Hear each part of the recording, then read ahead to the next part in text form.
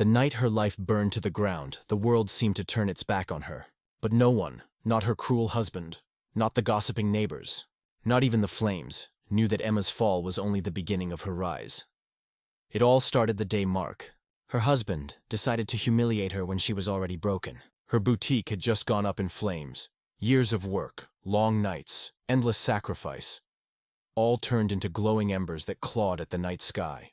And as she stood trembling in the ashes, still in shock, Mark shoved divorce papers into her shaking hands.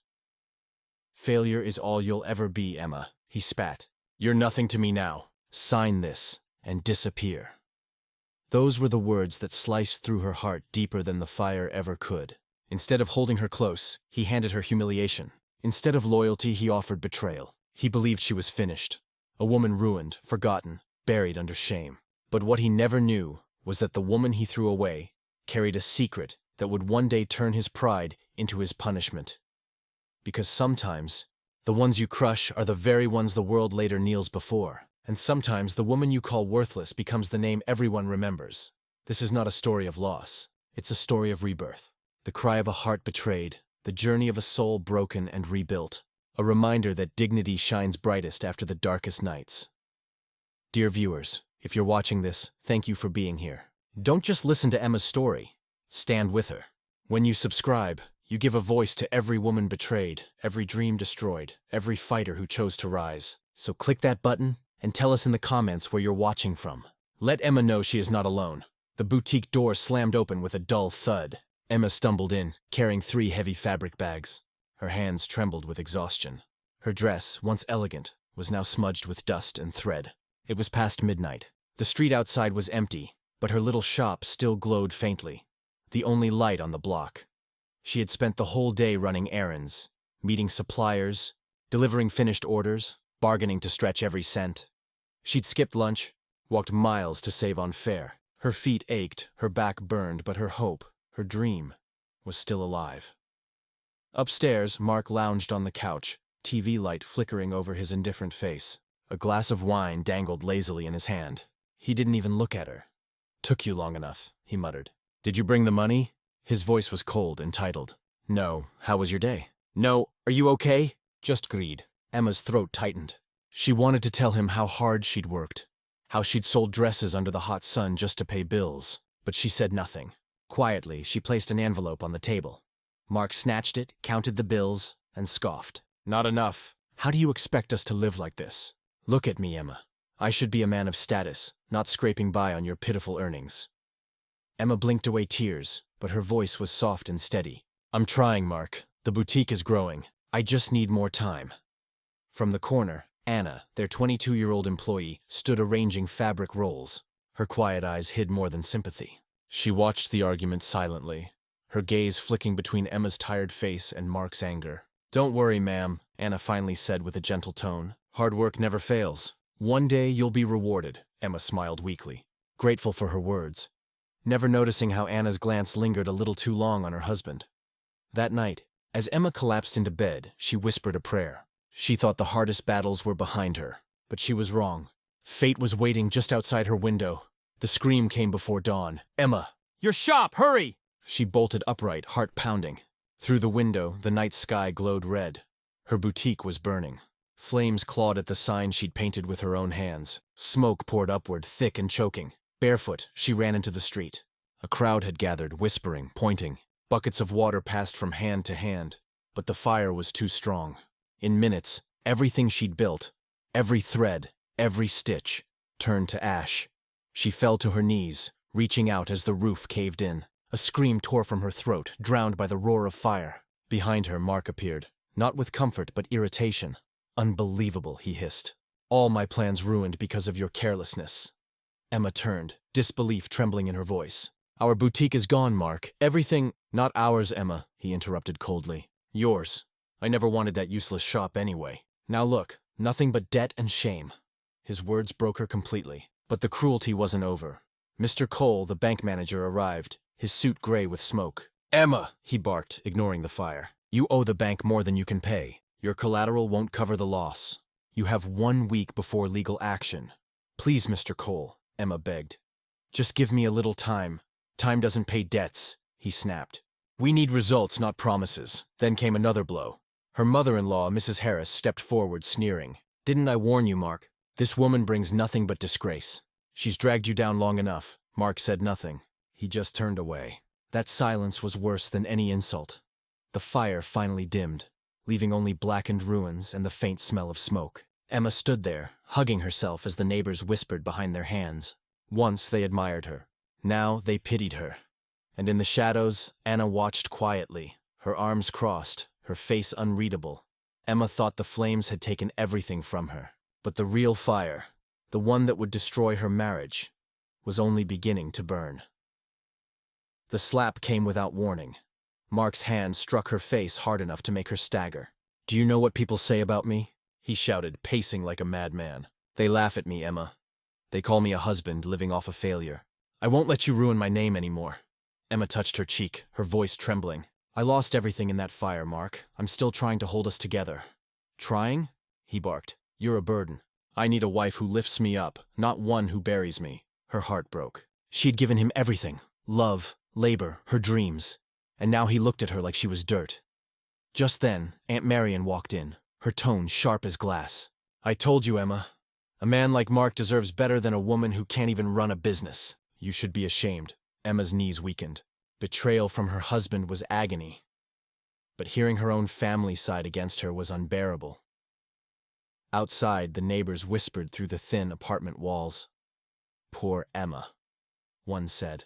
"She tried so hard. Too bad," another sighed. "Her husband's already moving on." And though Emma didn't know it yet, those whispers were true. Because while her world turned to ashes, the man she loved was already building a new one. With Anna, the woman who'd been watching all along. But what no one realized was that Emma's story wasn't ending that night. It was only turning. Because hidden beneath her pain was a truth. A $100 million fortune and a strength more powerful than every betrayal combined. And the man who mocked her as nothing was about to learn exactly what nothing can become supplied her but most mocked. The same mouths that once praised her determination now laughed at her failure. Even her old customers, once loyal, drifted elsewhere. Her quality was good, they muttered. But who trusts a woman who can't manage her own life? The betrayal stung, not in coins but in trust lost. In the shadows, Anna moved quietly around the boutique's ashes, offering Emma soft words of encouragement. But her eyes often strayed toward Mark. She carried baskets of salvaged cloth as if helping. But her smile toward Emma's husband lingered longer than it should. Emma clung to hope, whispering to herself at night, "This storm will pass. He'll see I'm still the same woman he loved." But even as she prayed, she felt the distance growing. The warmth of love was turning into the cold silence of resentment. One evening, when she brought Mark his dinner, he shoved the plate away. "I don't want your pity food. Maybe I need a woman who knows how to succeed, not one who drags me into shame." His eyes flicked toward Anna, who stood quietly in the doorway, and Emma's heart sank with a new fear she dared not name. Emma thought she was fighting only the fire's aftermath. But another fire, one burning in secrecy, was already consuming her home. The kiss was sudden, stolen in the shadows of the ruined boutique. Mark's lips brushed against Anna's, his hand gripping her wrist. Emma's trusted employee gasped, but instead of pulling away, she smiled faintly. "If Emma finds out," Anna whispered. Mark smirked, lowering his voice. "She won't. She's too blind with failure to notice anything. Besides, you're the only one who understands me now." That night, Emma walked into the shop's burnt shell to find Anna dusting charred shelves. The young woman greeted her warmly, as if nothing had happened. "Don't lose hope, ma'am. You're stronger than this. I'll stay by your side no matter what." Her words dripped with loyalty, and Emma, weary and broken, believed them. But Anna's friend Lydia, bold and greedy, whispered poison into Anna's ear whenever they met in the market. "Why waste time helping Emma?" Lydia sneered. "Mark is a man with ambition. Stay close to him, and you'll live a life of comfort. Forget loyalty. Loyalty doesn't buy silk dresses or fine wine." Anna hesitated, torn between appearances of kindness and the lure of greed. Her eyes sparkled when she imagined the life Lydia promised. Meanwhile, Mark's old friend Lucas slapped him on the back in a local bar. Lucas was the kind who thrived on ego and arrogance, a man who lived for shallow victories. "Why chain yourself to a sinking ship?" He laughed, sipping his drink. "You've got youth on your side, money to make, women to chase. That wife of yours, she's dead weight. A man like you deserves better." Mark nodded, drinking in the flattery. Lucas's words ignited something dangerous inside him. The belief that leaving Emma wasn't betrayal, but freedom. Back at home, Emma worked late into the night, sketching plans for a new boutique with trembling hands. She didn't see how Mark lingered longer by Anna's side. She didn't hear the whispers exchanged behind her back. She still believed her sacrifices bound them together. "Mark," she said softly one evening, serving him dinner, "thank you for staying with me. I know things are hard, but I promise I'll rise again. I'll make you proud." He looked at her, silent for a moment, then forced a smile. "Of course, Emma. I'll always stand by you." His words felt like comfort, but in his eyes there was no love, only calculation.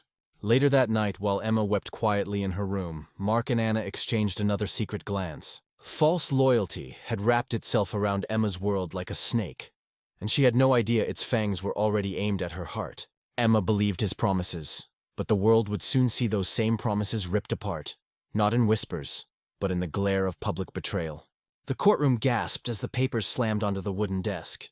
Mark had thrown them with a smirk, his voice echoing through the chamber. "Sign them, Emma. Today you stop embarrassing me as my wife." Emma froze, her trembling hand hovering over the divorce documents. Her heart raced.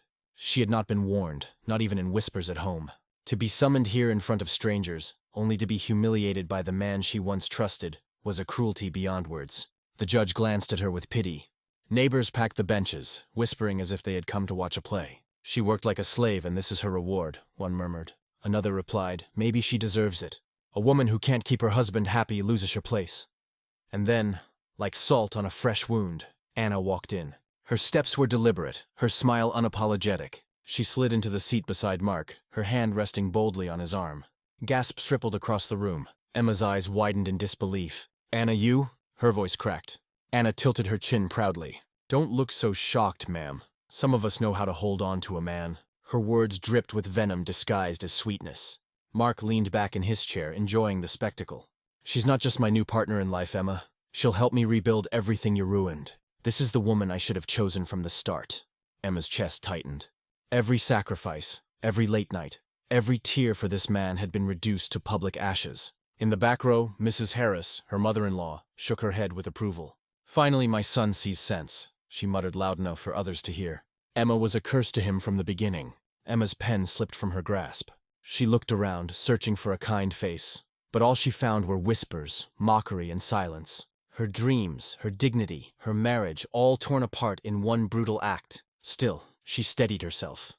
"Mark," she said softly, her voice carrying more pain than anger. "You don't know what you're doing. Betrayal doesn't bring happiness.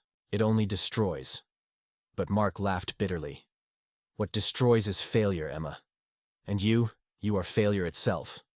The judge cleared his throat, signaling the end of the session. But Emma's world had already ended long before his gavel struck. She gathered the shredded remains of her courage and walked out, her steps heavy, her heart bleeding. Behind her, Anna kissed Mark's cheek in front of the crowd, sealing the humiliation. The spectators erupted in whispers. The betrayal was no longer hidden. It was paraded like a crown. Emma thought the courtroom was the lowest point, but true isolation was waiting outside. A silence more painful than public shame. The door slammed shut behind her, the sound echoing like a final sentence. Emma staggered into her empty apartment, collapsing onto the floor. The silence pressed in, heavier than the courtroom whispers. Her chest heaved as sobs ripped through her body. For the first time in years, she was utterly alone. She curled into herself, hands clutching her arms as if to hold the pieces of her soul together. The betrayal in court, the mocking eyes of neighbors, Anna's smug smile. It all replayed in her mind like knives cutting deeper with every memory. Suddenly, a knock rattled the door. Hope flickered for a moment. Maybe Mark had come back. Maybe it was all a mistake. But when she opened it, Aunt Marion stood there, her expression sharp and cold. "You brought this on yourself," Marion said without hesitation. "I warned you that Mark deserved better. Now look at you. No husband, no business, nothing. You're a disgrace to this family." Emma's knees buckled, but she clung to the doorframe, whispering, "Aunt, please, not now." Marion scoffed and turned away. "Don't expect sympathy. You're alone because you chose to fail." Emma sank to the floor, tears blurring her vision. Hours later, the door creaked open gently. James, her quiet cousin, stepped in. He was a man in his 30s with kind eyes and a soft presence that always made Emma feel safe. Without words, Heck knelt beside her, offering a handkerchief. "You don't deserve this," James said softly. "I've watched you give everything, Emma. Don't let his betrayal define you. Emma clutched the handkerchief, her tears soaking it. But James, I have nothing left. How can I stand when everything has been taken? He placed a steady hand on her shoulder. You still have yourself, and you still have people who won't leave you. Moments later, Miriam, her longtime caregiver and helper, entered with a bag of food. Her face was lined with age, but her heart was steady as stone. She set the bag down and cupped Emma's face in her rough hands. Child, Miriam said gently, you've carried too much on your own. Cry if you must, but tomorrow you will rise. Pain is not the end. It is a beginning in disguise. Emma's sobs slowed as the warmth of James's loyalty and Miriam's comfort surrounded her. Yet outside the window, the voices of neighbors still pierced the night. Did you hear? Mark left her in court. She's finished. She'll never recover. Some women are just born to be forgotten. The words sliced through the fragile peace inside, reminding Emma that the world was already writing her off. She pulled the blanket over herself, her eyes red but open. Sleep would not come. Only theatre of loss and the fear of tomorrow. And in the darkness, a thought whispered across her heart. What if they were right? Emma believed despair had buried her. But a letter waiting in the shadows would soon ignite a spark she thought was lost forever. The envelope hit the table with a heavy thud. Ms. Adams, a well-dressed lawyer in her 40s with sharp eyes and a calm presence, looked straight at Emma. This arrived at my office weeks ago. It's addressed to you, from your late Uncle Richard. Emma's hands shook as she reached for it. Uncle Richard had been distant, a man she hadn't seen in years. Why now? Why her? She tore it open, the paper inside trembling with her breath. My dear Emma, the letter began. I know this may reach you in your darkest hour. I have watched from afar, silent but never uncaring. Life has tested you, and though you may feel broken, I see strength in you, others do not. I leave you with more than wealth. I leave you with a chance to rise, to rebuild, and to shine again. But remember, this gift comes with a condition. Use it not for vengeance, but for good. Only then will it bear fruit. Tears blurred Emma's eyes. She clutched the letter to her chest, her heart pounding. For the first time since the fire, something other than despair stirred inside her. A spark, fragile but alive. James leaned closer, his voice gentle. Emma, this is more than money. This is hope. Miriam, standing behind her, whipped a tear with the edge of her scarf. Child, didn't I say pain is the beginning of something new? Your uncle saw what we see. You are stronger than this storm. Emma's voice cracked. But what if I fail again? What if I waste even this? Miss Adams' gaze softened. Then you rise again. This is not about failure, Emma. It's about purpose. Your uncle believed in you. I do too. Pastor John, the local faith elder who had come with Ms. Adams, stepped forward quietly. His voice was low but steady like a stream in the night. Emma, trials are not meant to destroy us. They are fires that refine us. This letter is not just about wealth. It is a reminder that you were never forgotten. You are chosen to be a light. Emma gripped the paper tighter. For the first time, she felt a flicker of courage stirring through the ashes of her pain. Yet outside, the whispers of neighbors grew louder. Did you hear? She's still clinging to hope. Poor fool, Mark has moved on. She'll never recover. Emma closed her eyes, blocking out their voices. For the first time, she didn't crumble under them. For the first time, she stood. I will not waste this gift, she whispered to herself, her voice steady now. I will rise, not for revenge, but for dignity. But as she folded the letter, Miss Adams added quietly, Emma, what you read is only the beginning. The full weight of your uncle's gift will change everything. Emma's breath caught. The spark of courage flickered brighter. Though she could not yet see the fire it was about to ignite, she thought the letter was hope enough. But the true inheritance and its secrecy would turn her life in ways she could not imagine. The sound of the vault door unlocking echoed like thunder. Emma stepped into the private office of Miss Adams' law firm, her heart pounding. On the polished mahogany desk lay a stack of sealed folders and documents, thicker than any book she had ever held. Daniela, Miss Adams's young assistant, greeted her with a warm smile and guided her to the chair. Mrs. Emma, Daniela said softly, her tone full of kindness. Everything you are about to hear is confidential. No one, not your husband, not your neighbors, not even your relatives must know until you are ready. Emma swallowed hard. She nodded, gripping the arms of the chair as though it were the only thing keeping her upright. Miss Adams adjusted her glasses, her eyes steady. Your uncle's letter was only a glimpse. Today, I reveal the full truth. He left you an inheritance of $100 million. Emma gasped, her breath catching in her throat. The number felt unreal, like a dream she dared not believe. Her fingers trembled as she whispered. $100 million. Yes, Miss Adams confirmed. Investments, properties, and trust accounts. He built a fortune and he left it entirely to you. But remember, he left it with conditions. Use it to rebuild, to bless others, and never to seek revenge. That is the path he chose for you." Emma covered her mouth, tears spilling down her cheeks. For months, she had been crushed under debt, mocked by neighbors, and stripped of dignity in court. Now, in one moment, her world shifted. She was no longer powerless. James, who had come to support her, leaned closer. "Emma, this is your chance. You can start again. Stronger, wiser, untouchable." Daniela stepped forward with another folder. "These are the papers securing your inheritance in full. I will personally ensure all transactions remain private. No one will discover your wealth until you decide. You are safe with us." Emma looked into Daniela's kind eyes and saw something she hadn't felt in a long time. Trust. She nodded firmly. "Thank you. I don't want revenge. I want to rebuild with dignity. My uncle will not be disappointed." Pastor John, who had been invited to witness, clasped her hands gently. "This is more than fortune, Emma. This is a calling.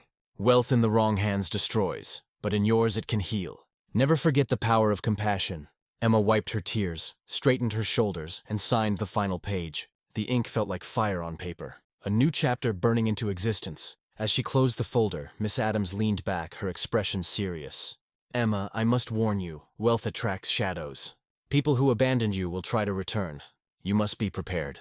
Emma exhaled slowly, her resolve hardening. For the first time, she wasn't afraid of tomorrow. Emma thought secrecy would protect her. But the first shadow, her husband, was already plotting his way back into her life. The knock on Emma's door was sharp, desperate. When she opened it, Mark stood there, his eyes swollen with fake tears, his suit wrinkled as though he had been suffering. Without waiting for permission, he pushed inside and dropped to his knees. "Emma," he pleaded, grabbing her hands. "I made a mistake. I was blind. I let anger and pride destroy us. Please forgive me. Give me another chance." Emma froze. The same man who had humiliated her in court now knelt at her feet. For a brief moment, her heart remembered the years they shared. But then the images of betrayal flooded back. His words, Anna's smug smile, the sting of abandonment. She pulled her hands away slowly. "Mark, why now? Why come back after all you've done?" Mark forced a trembling smile. "Because I realized I cannot live without you, Anna. She's not you. She doesn't understand me like you do. You're my wife, Emma. We belong together." What he didn't know was that Emma already carried her uncle's secret inheritance. She studied his face carefully, and for the first time, she saw not love, only calculation. At a distance, Anna's voice cut through the silence. She had followed him, heels clicking against the pavement as she entered, uninvited. Hearies narrowed at Emma, her words dripping with venom. "Don't be fooled, Emma. He's here because he pies you. And maybe you should pity yourself. Alone, abandoned, forgotten." But when Mark turned sharply and hissed, "Anna, not now," Emma caught the flicker of truth. This was not about love. This was about manipulation. Later that night, in the shadows of Abar, Lucas slapped Mark's back again, smirking. "You're playing the right game, my friend. If she still has anything left, money, family, sympathy, grab it. Don't let her slip away. A smart man always knows how to circle back to the nest." And Anna, though bitter, whispered under her breath to Mark as they walked home. "You'd better get something out of her, otherwise you'll drag me down with your failures." Emma, however, stood firm. When Mark visited again the next day, she didn't raise her voice or cry. She looked him in the eyes with calm strength. "Mark, you chose to throw me away. You don't get to walk back into my life as if nothing happened. My door is not open for betrayal twice." His face darkened, frustration bubbling beneath the surface. He clenched his fist but forced a smile, masking his anger. "You'll regret this, Emma. No one turns me away." Emma closed the door gently, her heart heavy, but steady. For the first time, she was not begging him to stay. She was the one who ended the conversation. Emma thought his games ended at her doorstep. But greed has a way of exposing itself. And soon, the mask of wealth around Mark and Anna would begin to crumble. The necklace sparkled like fire under the sunlight as Anna paraded through the market, her chin high, her laughter loud. She waved her hand so everyone could see the diamond bracelet on her wrist. "Mark knows how to take care of me," she boasted, tossing her hair. "Not like some women who end up with nothing but ashes."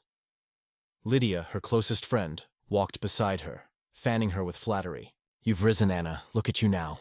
Jewelry, dresses, respect. Stick with Mark and you'll never know poverty again." But whispers trailed behind them. Old customers and neighbors shook their heads. "All that money? Where does it come from? Didn't Mark abandon his wife in shame? He walks like a king, but his pockets look thin." Anna ignored the whispers, basking in the illusion of wealth. But when she returned home, reality struck. Bills piled on the table. Creditors had called twice that morning. Mark sat slumped in a chair, sweat on his brow, staring at empty accounts. "Mark!" Anna snapped, throwing her bag on the floor. "We can't keep living like this. Where's the money? You promised me comfort." Mark's voice cracked with anger. "Do you think fortune falls from the sky? I'm doing everything I can. I just need time."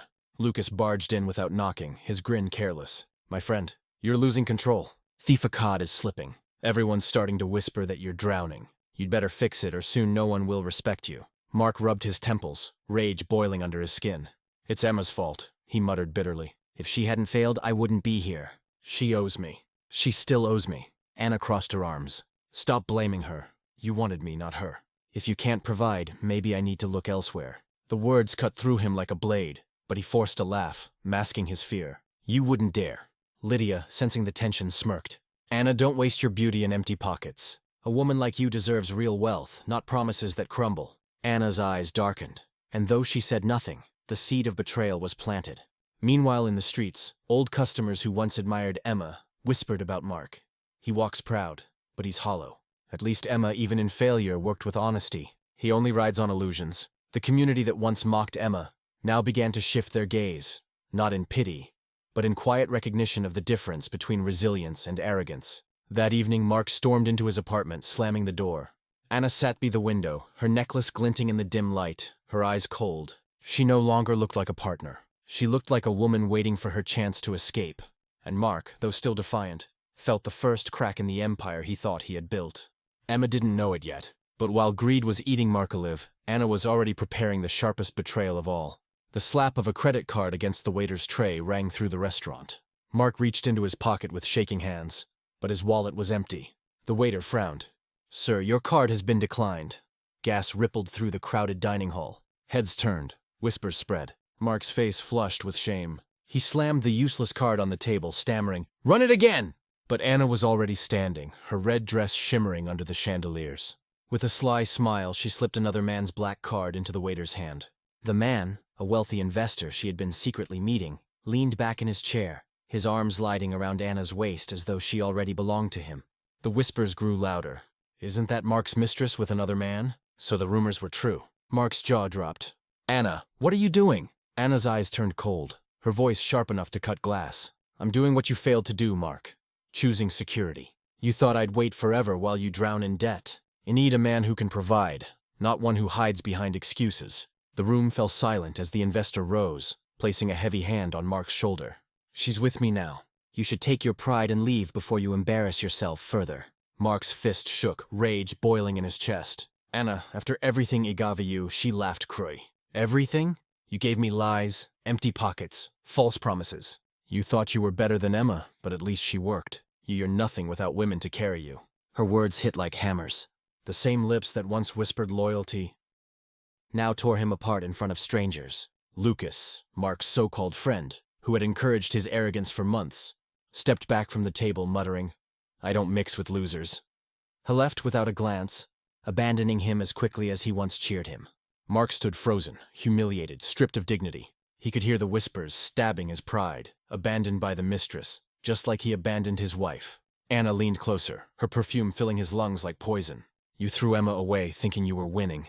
But now, Mark, you've lost everything, and this time no one will take you back." With that, she walked out arm in arm with her new man, leaving Mark alone at the table, eyes burning, pride shattered, pockets empty. The waiter placed the decline card back in front of him, and the entire hall erupted in quiet laughter. Mark sank into his chair, hands gripping his hair, realizing for the first time what betrayal tasted like. Emma had no idea that while Mark sank into ruin, her true circle of loyalty was about to shine brighter than ever, starting with the smallest act of honesty from an unexpected hand. The purse hit the dusty ground, spilling coins and papers across the busy street. Emma gasped, bending quickly to gather them. But before her trembling hands could reach, a small figure darted in. A barefoot child vendor, no older than 10, carrying a tray of roasted groundnuts on his head, knelt down and carefully picked up each coin. His little fingers placed everything back into the purse before offering it to her with a shy smile. "Ma, you dropped this," he said softly. Emma blinked, stunned by the honesty. Many would have snatched the money and run, but this child who clearly had so little returned every coin. Tears filled her eyes as she whispered, "Thank you, son. You don't know how much this means." The boy nodded humbly and slipped back into the crowd, his small frame disappearing, but leaving Emma's heart stirred. That act of innocence felt like a seed of hope, proof that not everyone was cruel. Later that day, James arrived at her door carrying a bag of supplies. He had been helping quietly without fanfare, but now he placed the bag in front of her with a determined look. "Emma, it's time you started again. You can't stay in these ashes forever. Let me help you rebuild." Emma hesitated. "James, I don't want to be a burden. You've done enough." But James shook his head, his voice steady.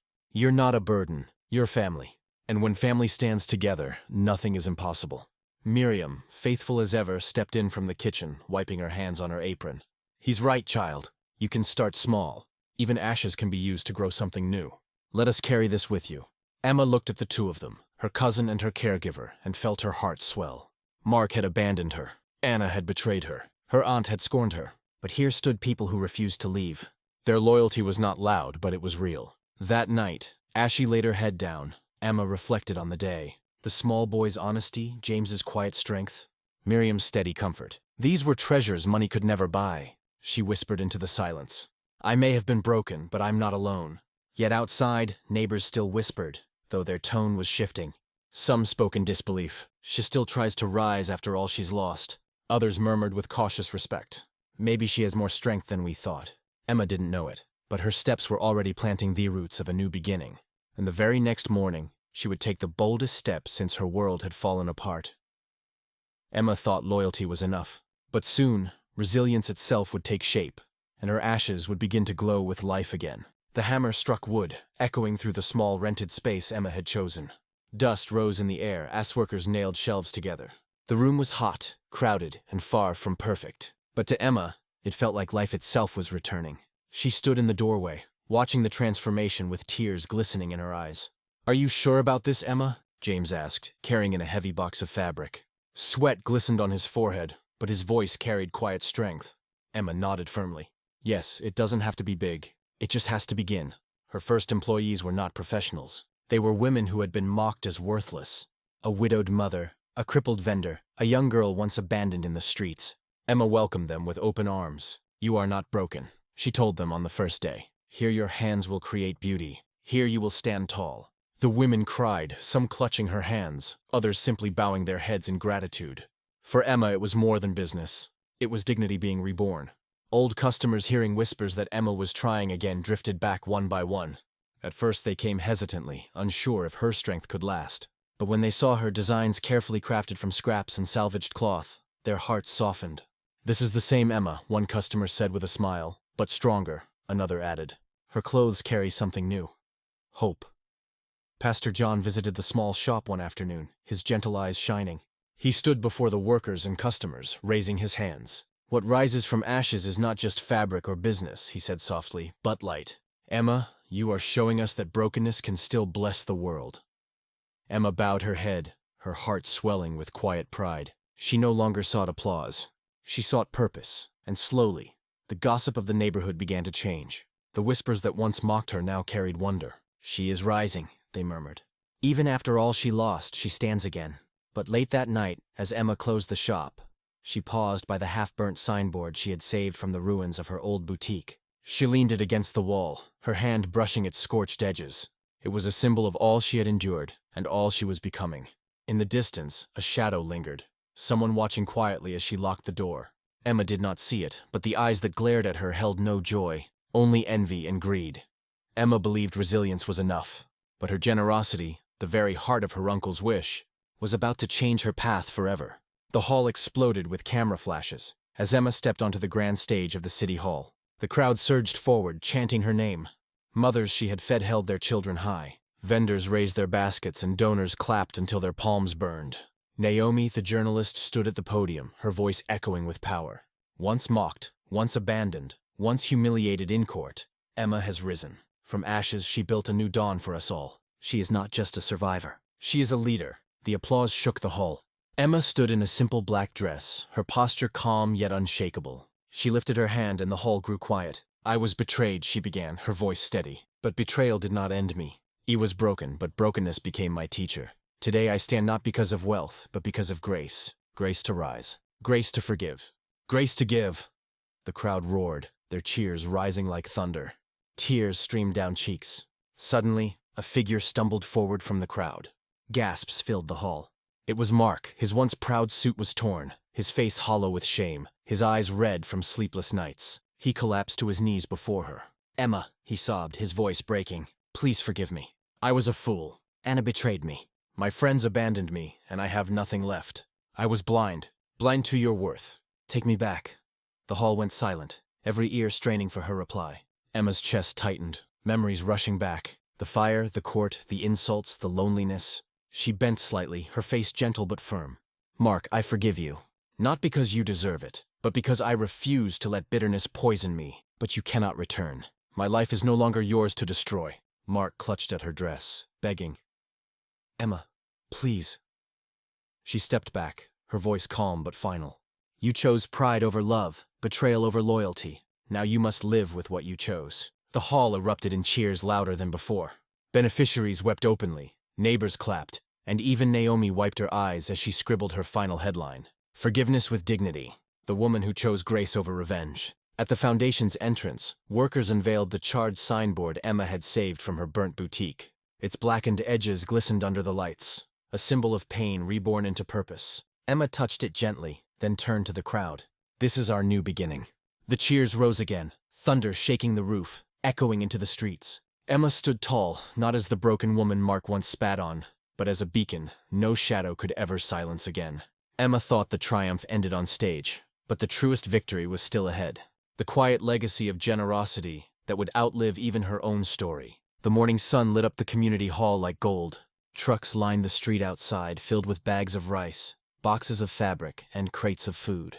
Crowds pressed forward, not to whisper or mock as they once had, but to receive with gratitude. Emma stood at the doorway, her hands steady as she welcomed each family. Mothers clutched her hands with tears in their eyes. Fathers bowed in respect.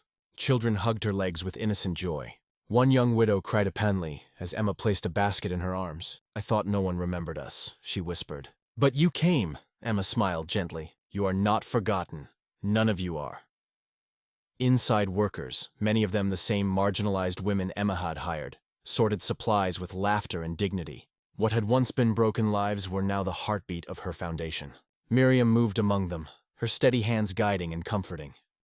James carried heavy crates, his quiet loyalty as present as the air itself. And in the corner, Naomi scribbled furiously into her notebook, her eyes shining. She had written scandals before, but this story was different. It was not about shame. It was about light. The woman who forgave, Naomi whispered to herself, and the woman who gave back. Donors stirred by Emma's humility began to pledge support. Men and women of wealth stood in line, not to be praised, but to join her mission. The foundation was no longer just Emma's dream. It was becoming a movement. As the hall emptied, Emma sat on a wooden bench, Heres scanning the faces around her. She remembered the fire, the courtroom, the betrayal. She remembered the night she cried herself to sleep, thinking she was alone. Now in place of silence, there was laughter. In place of shame, there was honor. In place of betrayal, there was loyalty. James sat beside her, watching the children play outside. "You did it, Emma," he said softly. "You turned pain into something beautiful." Emma shook her head gently. "Not me alone. M'uncle believed in me. You stood by me. Miriam carried me. Strangers reminded me of honesty. All I did was choose to rise." She looked toward the signboard of her old boutique, now hanging proudly at the foundation's entrance. The charred wood glistened in the sunlight, a symbol of ashes turned into life. Emma whispered almost to herself, "This is not revenge. This is rebirth." As the wind brushed her face, children's laughter echoing in the distance, Emma knew her journey was far from over. But this chapter, the one born in betrayal, had closed in victory. She stood, her voice steady, her heart full. This is not the end. This is only the beginning. What began as a story of betrayal had become a story of legacy. A reminder that true power lies not in revenge, but in the courage to rebuild and give.